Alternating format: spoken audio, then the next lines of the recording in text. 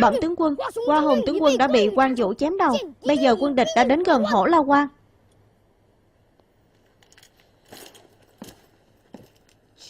Đưa ngựa của ta tới đây. Đi. Đi. Đi. Đi.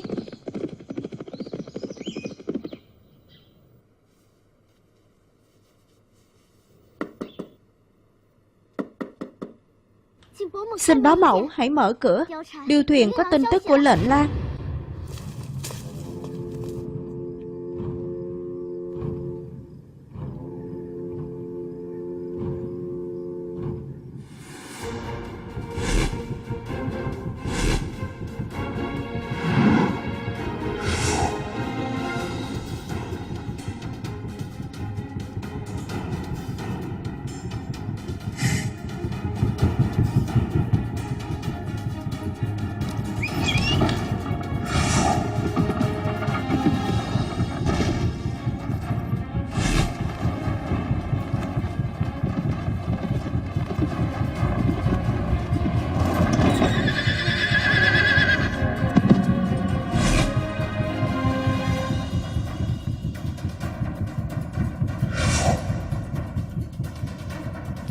Một lũ binh tướng hỗn tạp, vậy mà cũng dám khiêu chiến với ta sao?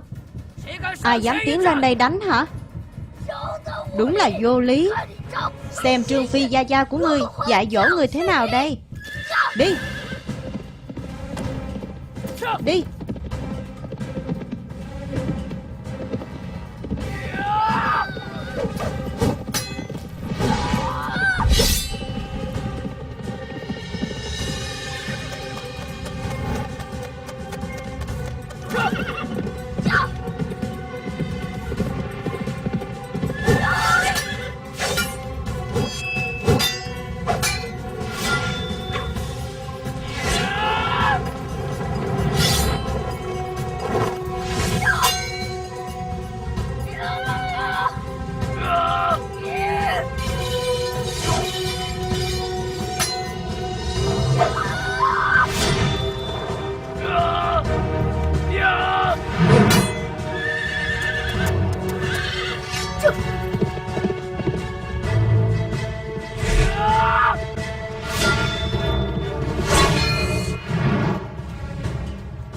Nhị ca.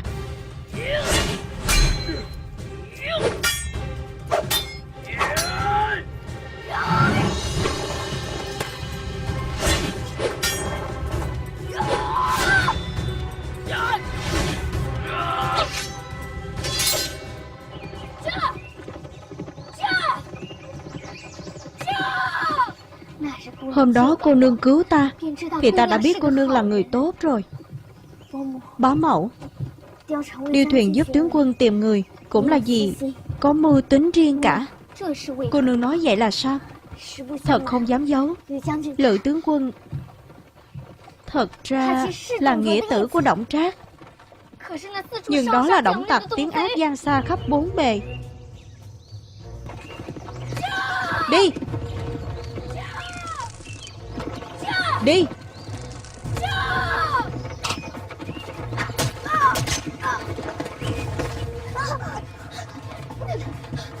Có chuyện gì vậy?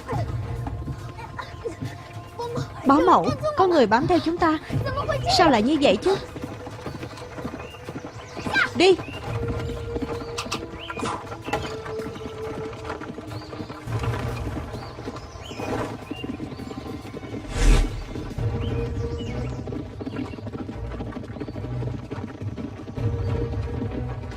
Đi. Bá mẫu à, ngồi cho vững. Đi.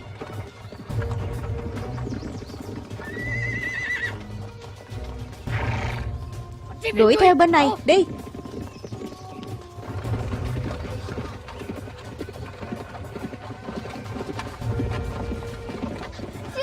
Bây giờ phải làm sao đây? Bá mẫu, lát nữa điêu thuyền nói nhảy thì bá mẫu phải lập tức nhảy theo cháu. Nhảy xuống sao? Chuẩn bị.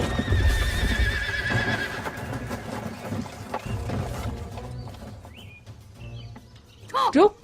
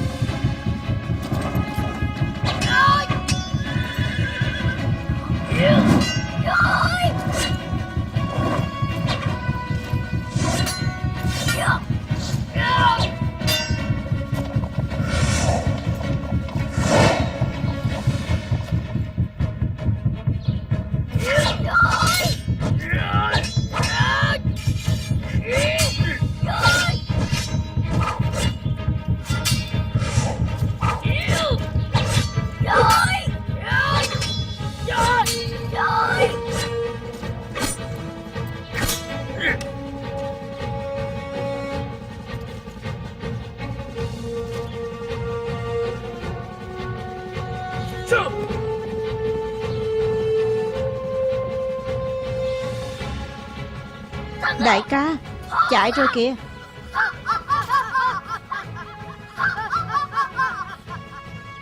Chúng tướng nghe lệnh, toàn quân xông lên.